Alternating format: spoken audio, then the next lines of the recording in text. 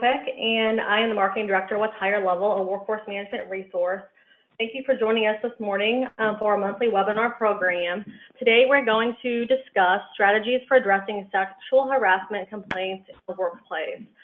Jennifer Zanasco with Littler Mendelson will begin momentarily. A couple things before we begin. The call is set up to last, it'll be close to an hour. You are in listen-only mode, so if you do have questions, we will take those at the end of the presentation. You can type those in your messaging function at the bottom of your GoToWebinar screen, and we will address those for you. So let me introduce Jennifer. She's an experienced employment attorney whose practice extends to numerous areas of litigation and employment counseling.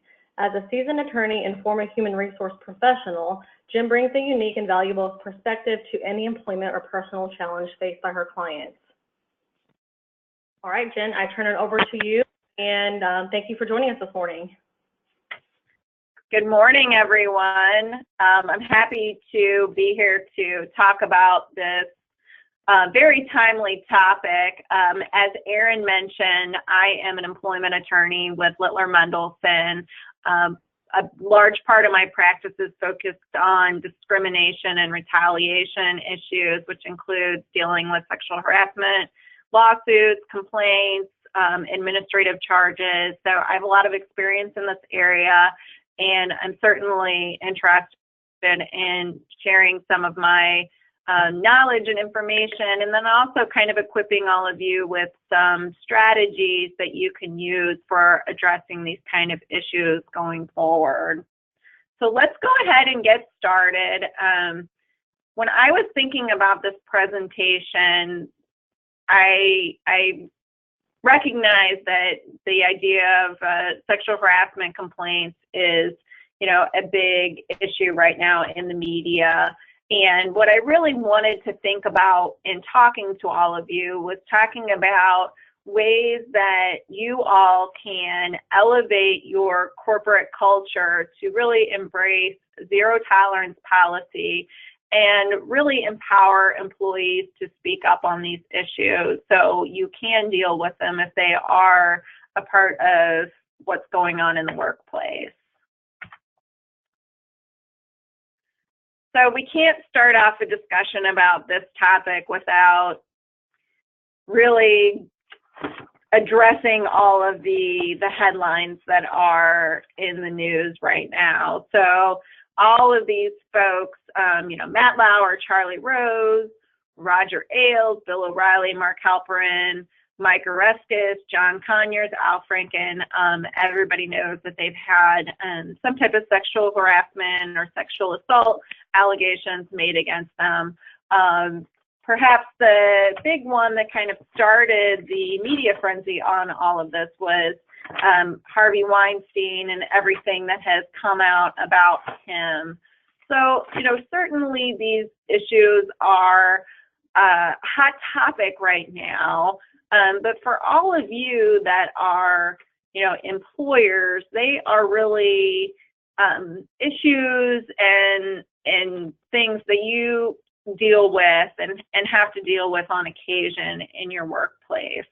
So all of this media attention doesn't change what the workplace realities are and really the challenges that business owners, human resources professionals, and others have when they're addressing these kind of issues in the workplace. So like I said, I really want to focus on talking about strategies that all employers can implement in their workplace. So first and most importantly, I think, is to really create a culture that does not tolerate this type of conduct, and making that clear from the very top of your organization all the way down. And along with that, it's a culture that really provides women who've been subjected to improper conduct to speak up. And as much as we want the women to speak up, we also want any bystanders or fellow employees who witness any improper conduct to stand up. And finally, kind of equipping you with ways to deal with complaints when they are made, ways to promptly and effectively address them. And at the end of the day, there is a compelling business case for stopping and preventing harassment. You know, it's not just a checking the box type situation. It really has to do with your corporate culture and your workplace culture all the way through. We all know that there are quite a few costs associated with sexual harassment cases and allegations. And so really when we talk about financial costs, that's really just the beginning of the story. So, you know, we often think about legal costs, and there's good reason for that. Last year alone, the EEOC recovered $164.5 million for workers that were alleging harassment. And in the fiscal year 2016, more than 13,000 administrative charges alleging sex-based harassment were filed. So what that tells us is there really is, you know, these claims are being filed by employees, and really as more victims find their voices, this issue will continue to dominate the news, and it's likely that we'll see more and more harassment complaints from employees. And I think this will include, you know, at the outset, likely internal complaints, charges filed with the EEOC or the State Human Rights Agency. I'm based in St. Louis, so here in Missouri, that's the Missouri Commission on Human Rights. And in Illinois, it's the Illinois Department of Human Rights, which we work over in Illinois frequently because we're very close to the river. And also seeing lawsuits filed both in federal and state courts. So if we get kind of behind talking about just the money, there are other costs to employers of these kind of issues. So really the bottom line is that workplace harassment has a significant impact on the workplace. And this impact is much further than just the financial impact. The perpetrators often run a bigger risk than they really know, and really everyone pays the price. There's often feelings of low self-esteem and feelings of sadness, anxiety, and loneliness that become stronger. Victims may feel powerless, that they have very little control over their lives. Individuals that are affected are the victims of harassment may decide to stay home from work to avoid it, which leads to increased absenteeism. They may develop physical illness, depression, thoughts of suicide, and eventually some of these employees may decide that, you know, they feel like they've lost their reputation within the company, and they may feel like that they just want to leave the company. So employers may be losing really good workers just because these issues have happened in the workplace. And if you look on the side, on the right side of your screen, really some of these other issues like decreased engagement in the workplace, decreased morale, also client satisfaction, and also a decrease in the reputation and organization's image. So really, how do we do this? How do we create a culture of respect within the workplace? We've kind of broken this down into 3 or 4 different parts. So the L is learn practical skills, E is examine practical examples, and A is apply organizational values, and D is determine how to survive the hot zone of risk. So those are kind of a little bit of big overarching principles, and those are going to kind of feed into some of the things that we're going to discuss today. So first of all, most employers have a sexual harassment policy or a harassment-free workplace policy. They're known by different names. So having a policy that contains the reporting procedures for harassment complaints is very important, but just having a policy is not enough. the policies need to be in place, but there also needs to be consequences when individuals violate the policy. And also, we want a speak up culture and also bystanders to intervene when it's appropriate. So again, this is going back to talking about a culture that really empowers individuals to speak up, whether they are the actual victims of harassment or they are bystanders. So now that we've kind of talked about this overall framework, let's kind of go back and talk really about what workplace harassment is. So as most of you probably know, unlawful discrimination refers to an adverse employment action or any other action that's taken against an employee based on a protected category, and that decision or action interferes with equal employment opportunities. So under federal law, our federal anti-discrimination law is Title VII, which most of you know. There are two types of discrimination. The first type is disparate treatment, which means that protected groups are intentionally treated differently. And the second is adverse impact, which means intentional or unintentional employment practices appear neutral but have a discriminatory effect on a protected category. So really, workplace harassment is a form of illegal discrimination. And really, there are two forms. So now that we've talked about harassment generally, it's good to talk about the two different types. And we really break these down into economic harassment or environmental harassment. Economic harassment, I feel like, is really the one that most people think of when they think about sexual harassment. I feel like that's the type that people think about when all this media attention is out there. This is the harassment that's really easier to spot and it's easier to prove.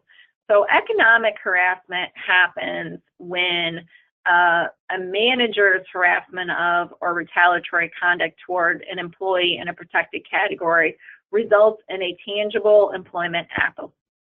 A tangible employment action may be a positive, such as granting a promotion in exchange for agreeing to sexual requests, or it may be negative, such as demoting an employee for refusing to comply with those types of requests. So this type of harassment is also called quid pro quo harassment. Quid pro quo is Latin for this for that.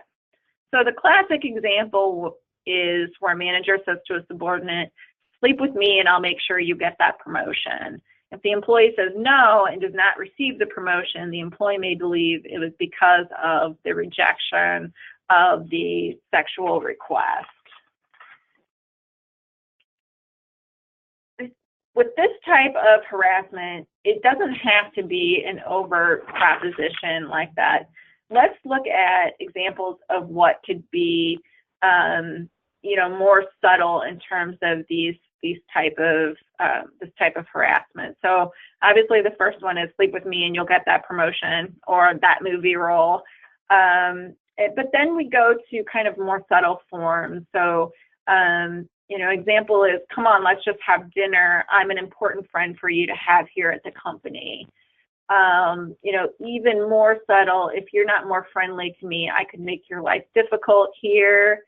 And finally, in the day and age where many of us have to travel for work, come on the Chicago trip with me. I need to get to know you better now that you're on my team. These are all subtle comments, but that could rise to the level of this type of harassment. So the other type of harassment that we talk about in the workplace is environmental harassment. So that means unwelcome conduct based on someone's membership in a protected category. So categories, such as age, gender, national origin, race, ancestry, etc. We're obviously focusing on sexual harassment now, but harassment can be based on any protected category. such as that, and it's equally prohibited by Title VII. And the second component is where the unwelcome conduct unreasonably interferes with the employee's performance or creates an intimidating, hostile, or offensive work environment.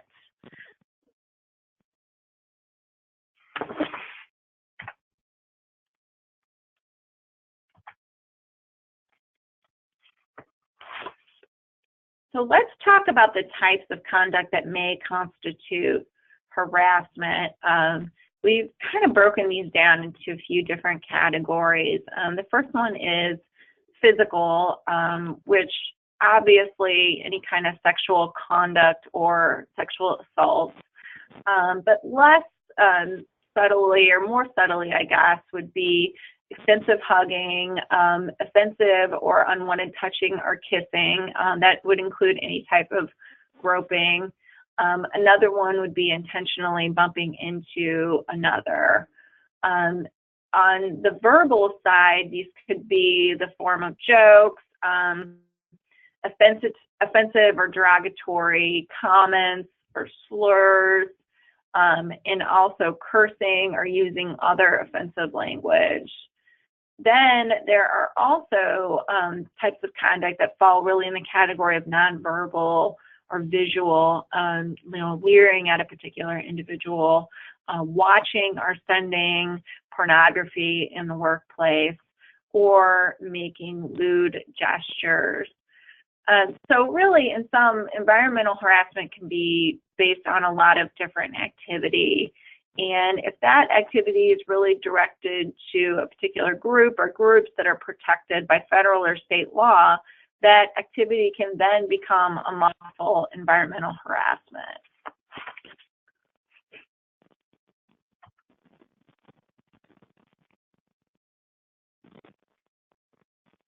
So when I was putting together this presentation, I was really gearing it towards a very broad audience in terms of, the issues that we were confronting, but then encompassing it broadly to deal with folks that are, more in an HR function, but then also folks that are either business owners or are in supervisory capacities, and what they can do and what conduct they should observe in order to prevent, this type of conduct in the workplace on a regular basis. So really, we talk about that the conduct is unwelcome as the first element of a claim of harassment. So, it's important to think about, as a manager or a supervisor, how do you know if potentially offensive conduct is unwelcome? How do you know if your conduct is unwelcome, or if the conduct of others that you are observing is unwelcome? What about the conduct that is not as egregious? How can you tell if conduct is offensive or unwelcome? What might someone do to express that they are uncomfortable with what has been said or done? I think these are all really difficult questions, and I think that these are questions that employers, supervisors can confront every day in the workplace, making those judgment calls about, what conduct is acceptable in the workplace and what conduct is not. And certainly for those of you who are engaged in investigations of sexual harassment or other types of complaints in the workplace, you know that these questions are really difficult. And a lot of times these are the ultimate questions that you're grappling with as part of doing an investigation. It's important to remember that really men and women, and certainly people who have different personalities, may have different reactions to the same behavior in the workplace and may express their displeasure differently.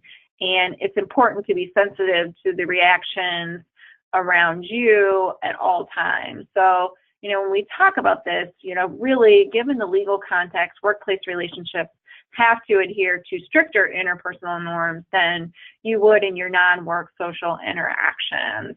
Of course, no means no, but really maybe means no. And then there are other things that really do mean no, such as a verbal response or a lack of a verbal response, expression changes in terms of, like maybe a scowl on the person's face, body language, turning away from a person, or even, not looking them directly in the eye.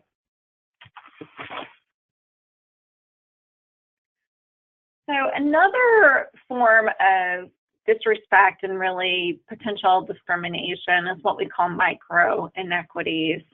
And this term was coined by an MIT researcher, and it has been defined as subtle slights and snubs that devalue an employee, instances of minute, subtle interactions that are perceived as imbalances of human actions, communicating who is in the inner circle and who is not, and all of the indirect offenses that can demoralize an employee.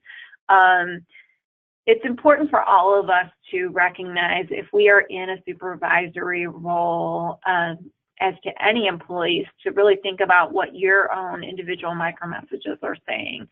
So to what extent you are conscious of your own biases that may be communicated in the form of these micro inequities. So in terms of kind of sampling of slights and snubs and what could be considered, even could rise to potential discrimination.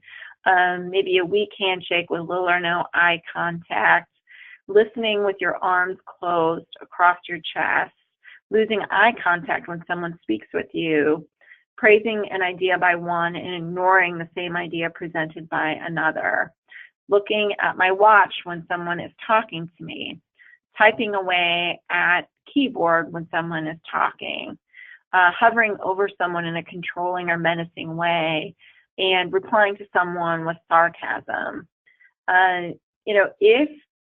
If folks really have a habit of using these micro inequities, it is possible for employees to feel varying degrees of exclusion, withdrawal, and damaged self-esteem.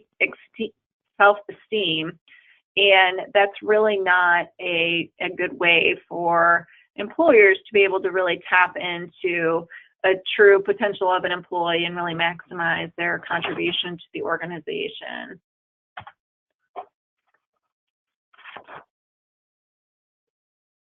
So there are ways to, make sure that, your conduct and also the conduct of other supervisors in your organization and individuals in your organization, really are conforming to the proper workplace behavior. And really, one of the big principles is for folks to keep it related to the job. It's important to make sure that they are not engaging in any kind of assumptions or employing any type of stereotypes about folks, that they're really making sure that any type of employment decisions as to any employee are really based on legitimate job-related criteria.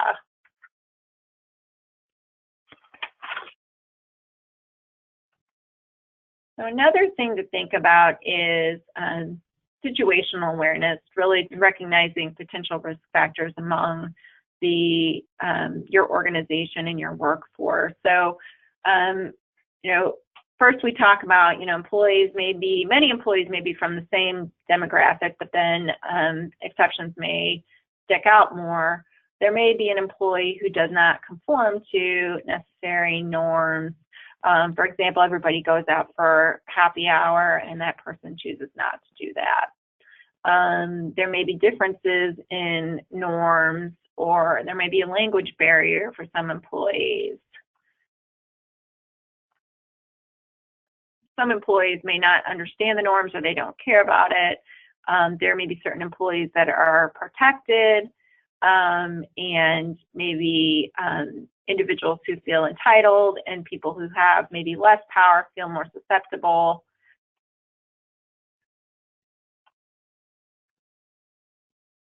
Customer satisfaction goes into this too. Servers may need tips and salespeople need to bring in sales, so they wouldn't necessarily report any kind of, improper conduct in the workplace. Individuals that are subject to, monotonous work, they may get bored. It may mean better judgment may take a back seat. Isolation is that whole notion of when the cat is away, the mouse will play. Alcohol situations where employees are involved in taking or drinking alcohol may result in impaired judgment. And decentralization, meaning when someone has less supervision, they are more hesitant to contact, corporate entity about and things that are going on.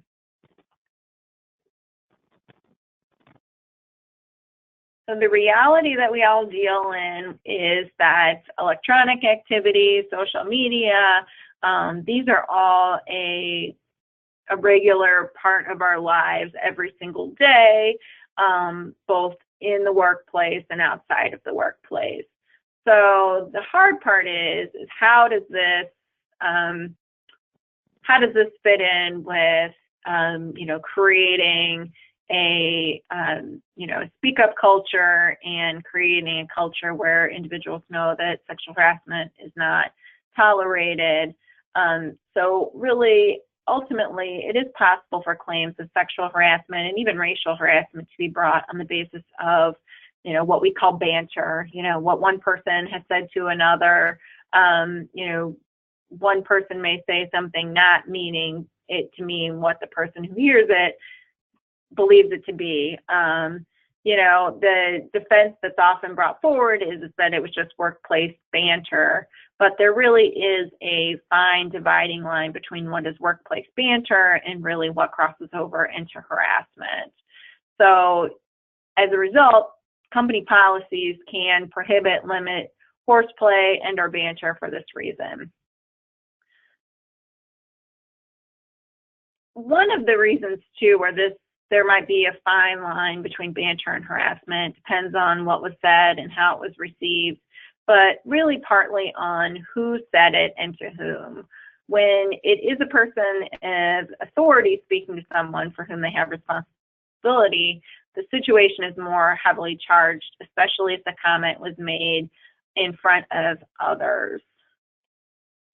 So really, even a single remark or an incident, if it's sufficiently serious, it could actually amount to sexual harassment.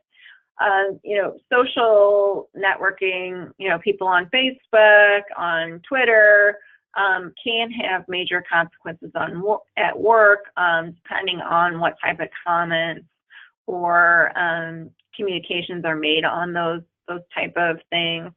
And it's important to note too that when you talk about social networking, then you get to also talking about electronic activity like email and texting. A lot of those that can be actually retrieved to be used as evidence in a sexual harassment case. So I want to turn to responding to allegations. So it's very important, once a manager is on notice of a complaint, he or she has a duty to act. And this duty is inescapable and unavoidable. Immediately when anyone is on notice that there's anything that may be any kind of allegations of this type, they must be reported and then they must be investigated. Even if there is a team member who doesn't necessarily ask for your help or asks you not to do anything or tell HR, you still must report it so it can be looked into. And also, it's not enough just to refer individuals back to their immediate supervisor. If you're a supervisor and you have your particular team, and then an individual who's maybe your friend who's on another team has an issue and they report that to you or they tell you about it, you still need to, you can't just refer them back to their immediate supervisor. That's not enough.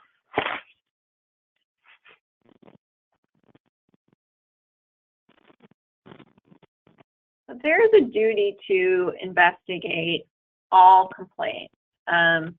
It's very important that as soon as a harassment complaint comes in, that the employer conducts a good faith investigation. And like I said, these complaints really can come in many forms. So it's best really to notify whoever's in the HR function to get with them to determine how is best to proceed. So once once you have knowledge of an issue, it's not necessary for an employee to use certain buzzwords such as harassment. Really, once any kind of issue is brought forward, the manager and as a result the company is on notice that there may be a certain issue once the employee gives sufficient information to indicate that there may be a problem. So one thing that some employers grapple with is who should conduct the investigation. Really, that's a case-by-case basis. A lot of organizations have one particular individual that's designated as the person who conducts the investigations. However, if you have a situation where the individual alleged to have committed the harassment is senior within the organization, maybe the person who is tasked typically with conducting the investigation actually reports into that person, it may be advisable to use a third-party investigator. And that's something that we do with our clients. We'll refer them to outside investigators when it's needed. And sometimes we as lawyers will also conduct those type of investigations.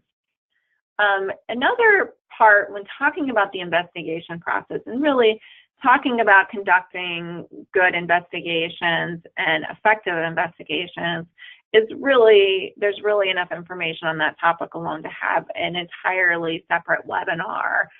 We've done a panel discussion on that topic last year for some of our clients, and there's a lot that goes into making sure that your investigation process is the best that it can be.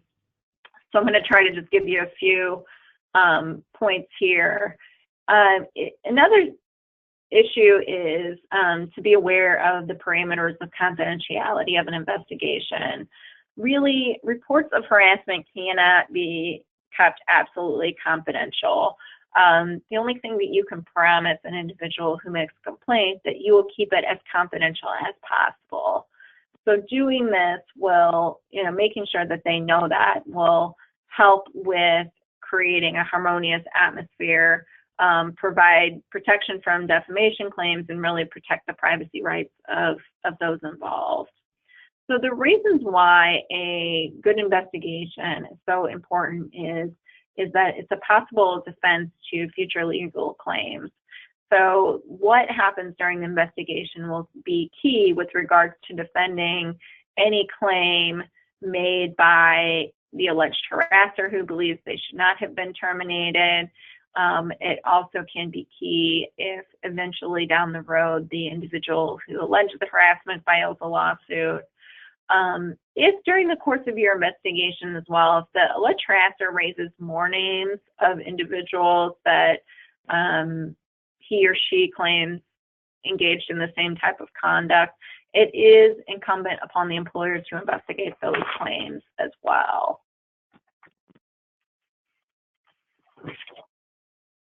So really, at the end of the day, creating an open door culture for complaints is smart business. Everybody has likely heard of the Meteo campaign that really sparked off probably about a month ago. And it has really created a broader dialogue about inappropriate workplace conduct. And it's likely that as a result of that campaign that, really there's going to be more individuals that are going to raise complaints. And really, ultimately, this is a good thing for employers. And the reason why it's a good thing is because if you do receive a complaint, you as the employer have the opportunity to address the issue front and center and really end any inappropriate behavior that is going on, really take action, protect your employees, and ultimately the end result of all of that is to elevate your culture.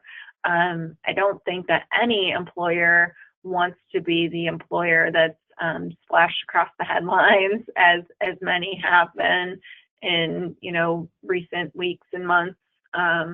And by receiving internal complaints, at a minimum, it helps you be able to deal with them internally, and often without a lawsuit being filed in some cases. Another thing that I mentioned earlier was talking about bystanders. And when I talk about bystanders, it's really kind of co-employees, other individuals in the workplace that may witness or be privy to alleged harassment that's going on. And it involves co-employees, but it involves, managers and leadership in the organization as well. So really the burden to report improper conduct in the workplace is not just on the individual who's the victim. Really it's leadership, coworkers, men and women at all levels, and really they need to be allies. And this type of culture is really how we get to the point of elevating the culture and having all employees at all levels know that this kind of conduct would not be tolerated. And the EEOC has, weighed in on these issues, and they really emphasize the importance of all individuals within an organization being responsible for reporting when things are happening that should not be happening. They said doing so could transform the problem of workplace harassment from being about targets, harassers, and legal compliance into one in which coworkers, supervisors, clients, and customers all have roles to play in stopping such harassment. And again, it's really up to the company to give employees the tools and the confidence to intervene and uphold the company culture. The reality is there's a lot of coworkers that would be uncomfortable if they witnessed harassment around them, even if they aren't the direct victims. And by making sure all employees know how to recognize problematic behavior, it will really motivate them to step up and, let supervisors, let leadership know that these issues are happening. And really, even the EEOC says organizational culture starts from the top. Reinforcing that culture can and must come from the bottom, middle, and everywhere else in between. So when we talk about these issues and we talk about creating this culture, it is about the whole organization. So everyone from the top down, knowing that they have a role and an obligation in reporting when these kind of issues are going on in the workplace. So we mentioned the idea, we mentioned the Me Too. I just mentioned the Meteo Campaign. This is a little bit more about that campaign. And again, it's going to embolden individuals to make complaints, and individuals, I think, that may have not been comfortable with making them before. Now, with this campaign also, it is likely that people may be making complaints when conduct may have happened years ago. And I will, as a practice point, I think regardless of when the conduct occurred, it is important to take the complaint seriously. If you have an individual who someone alleged did something 10 years ago, you still should look into those allegations, but then it's also important to think about, well, what's happened with that employee since that time? Has there been anything else with that individual and any other employee that the company should be aware of? Are there any other instances of improper conduct that need to be addressed within the organization? I was talking to a friend at the gym the other day, and she is an HR executive at a very large St. Louis company, and we were talking about, the recent headlines of sexual harassment complaints and all those kind of things. And, she was very emphatic that regardless of when folks alleged that conduct occurred, didn't matter how old it was, that she was going to make sure that they investigated every single one of those incidents. And that was that was a bottom line, from the top down, like, we are going to look into this. If you bring this to us, we are going to look into it. We promise you that. And I think that that type of an attitude and message from the very top of an organization is the absolute right message to send to your employees, to encourage them to report these incidents if they are going on in the workplace. Say, we don't care, how long ago it happened. We are going to take you seriously, and we'll investigate it and do what we can. And again, this is the idea of what's the tone at the top of the organization. A lot of companies engage in sexual harassment training, and it is important to have that training and focus on prevention and letting individuals know that they can complain and what the procedures are for making a complaint. And it's important for everyone to know that you take all claims seriously and will do a complete and thorough investigation. At this point, it may be a good idea to think about, what, if anything, if you have anti-harassment training within your organization and what that looks like. What is the content of it? How frequently is it being given to your employees? You may want to consider updating your training programs to address, some of the issues that are surrounding all these high-profile complaints and terminations that are occurring across the country. You may need to be diligent about scheduling additional training for all employees at all levels. So that's an important thing maybe to look at right now, knowing that these issues are issues that employers are going to be grappling with for a while. In connection with talking about training, there was a recent report on NPR about a study that was conducted about the effectiveness of sexual harassment training. And one of the main points of that study was that training alone is not effective. So just putting it out there, making the employees essentially check the box on the training is not effective unless there is a no tolerance culture from the top down. Meaning that the executives at the highest level of the organization adopt this culture and that they're bold about saying it to all employees at all levels. And I kind of like the idea, these researchers are out there looking into these issues, which are issues that as employers and me as an employment lawyer, we deal with these issues all the time.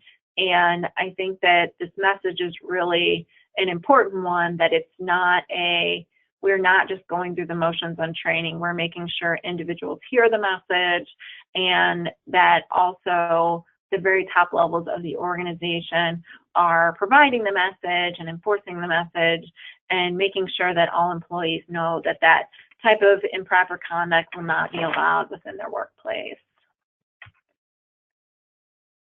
So we talked about what to do. These are a couple of things not to do if you get a complaint. Even if sometimes I think you may get a complaint and sometimes it may appear that the issue is trivial, don't brush off the employee, even if that's your initial inclination. It's important not to make jokes or trivialize the report. Do not promise confidentiality. Do not retaliate or appear to retaliate. Don't gossip or talk to others about the complaint. And especially do not send emails with assumptions and conclusions about the complaint. The thing about those kind of emails, if they're sent within an organization about a complaint, likely there's no attorney that's involved in those emails. There's no way to protect those emails from disclosures in subsequent, administrative proceedings or in litigation. And emails that have assumptions and conclusions could be very problematic in a later litigated case over the issue. And one of the most important things that once you get a complaint and you conduct an investigation is really to close the circle with the employee who complains. let them know the responsive steps and the action taking. It's important to ensure that they feel heard and that they feel protected. And this one may seem like it's obvious, but it can tell you it's something that a lot of employers do, that they miss this step. And this misstep can often is one of the reasons I believe that some individuals go out and file their EEOC charges. They, get the right to sue from the EEOC, they file a lawsuit, is because they never felt heard by their employer and they didn't feel protected in the process. And, sometimes having that brief conversation can really help that individual feel like that they were heard. So in terms of company liability, companies are strictly liable for actions of their managers. In terms of employees and third-party conduct, the company is liable if it knew or should have known of the harassment and failed to take immediate and appropriate corrective action. There are defenses available to liability if the employer took proactive steps to prevent and correct. That exactly is the reason why the best thing that you can do for your organization is to make sure to take complaints seriously and address them, because in the instances of allegations involving employees or third-party conduct, it can be a complete defense to liability, which is very important if you find yourself fighting these kind of claims.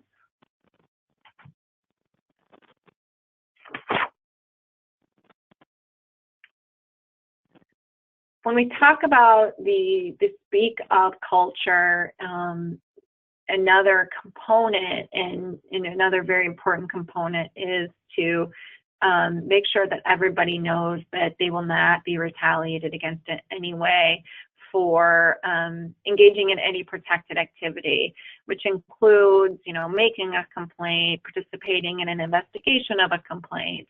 And this should be a organizational, mandate. There is no retaliation if someone, engages in any kind of conduct at all.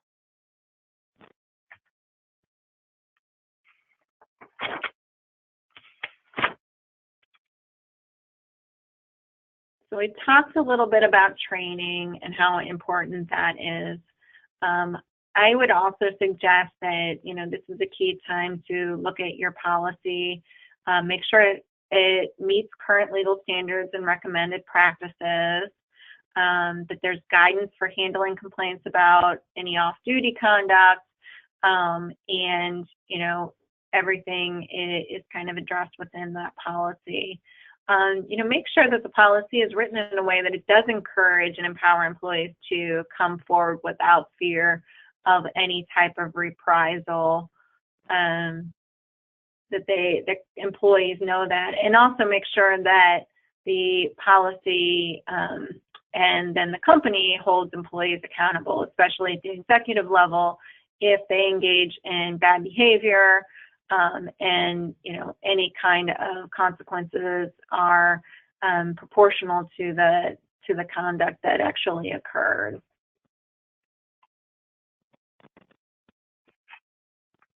And another point is to remember that I know that dealing with these kind of complaints can be difficult, but I think it's important for employers to realize that some claims really are inevitable, even when there's no unlawful harassment. Sometimes, an employee will have trouble meeting reasonable performance requirements, and that employee will claim that they feel harassed merely because of the expectation that he or she perform his or her job.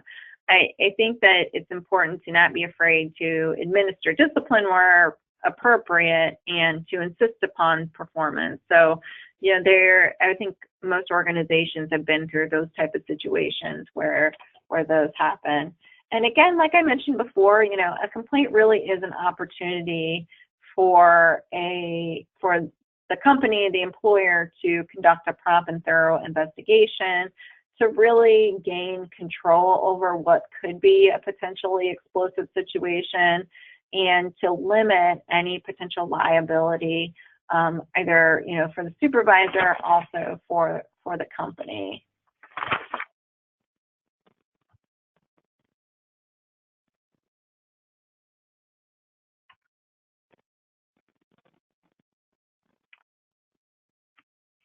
So this slide is really geared towards giving guidelines for executives and management in terms of avoiding high-risk behavior. Obviously we talked about how workplace culture is critical to identifying and preventing harassment, and having executives and management realize what the guidelines and the expectations are for their conduct is an important component of that.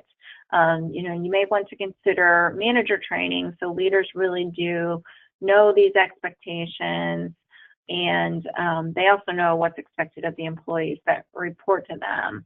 And that's a way to educate them on the best ways to promote a workplace culture free from harassment.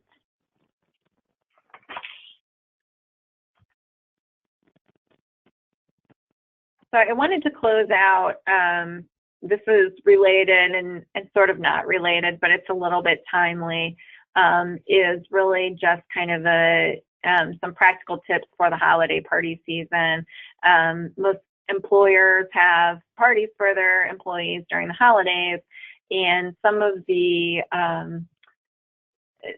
context that those parties happen in could, be a potential minefield for possible sexual harassment complaints or for potential liability in terms of alcohol consumption and things like that. So I just wanted to kind of give a few pointers.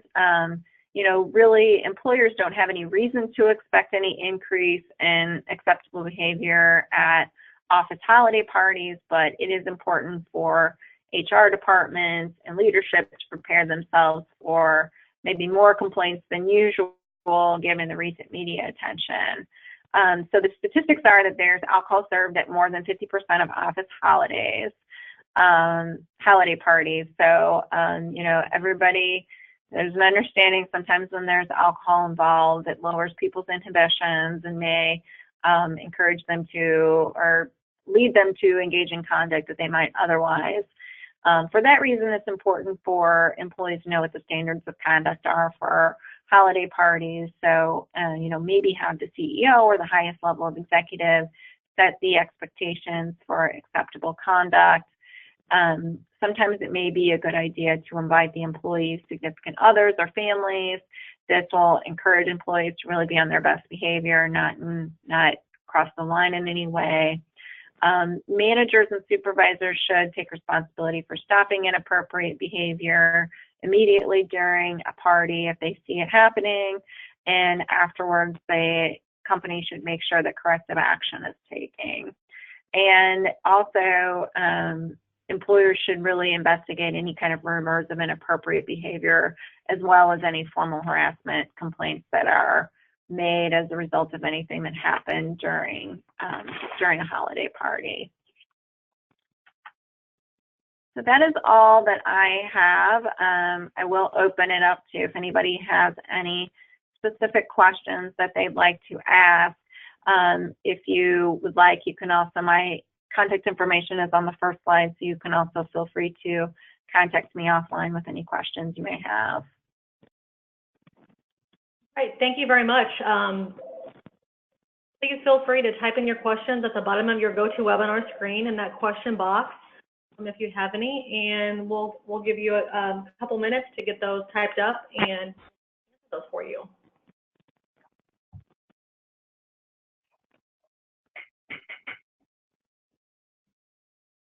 I also wanted to let everyone know that we recorded the session, and I will be placing that on the Higher Level YouTube channel later this afternoon.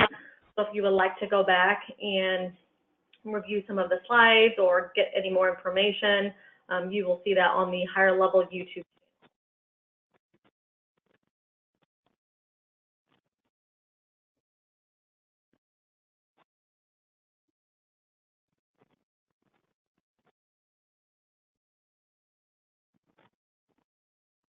All right, well, I do not see any questions coming in, so I appreciate everybody taking the time out of their morning to learn with us. Thank you, Jennifer, for giving us all this valuable information that we can take back to our teams and utilize. Thank you all. Have a good day. Thank you.